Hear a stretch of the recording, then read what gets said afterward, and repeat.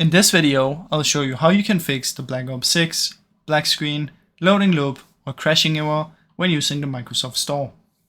Now what I suggest you do is you come down here and you search for Microsoft Store, right click and go to App Settings. Now once you're in here, what you want to do is press Terminate, then Repair, and then Reset.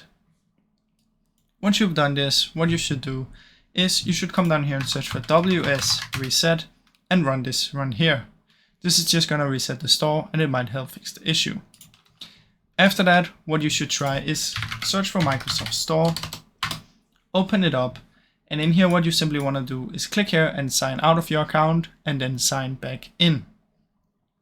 Now, as a last resort, what we can try real quick is we can search for date and time settings.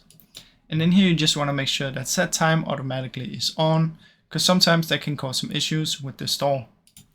Now, the last thing we can do is type here, find and fix problems with Windows Store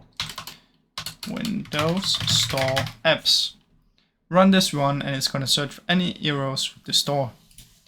Now, I really hope this video helped you. If it did, please leave a like and subscribe, as it helps me out a ton. Thank you so much for watching.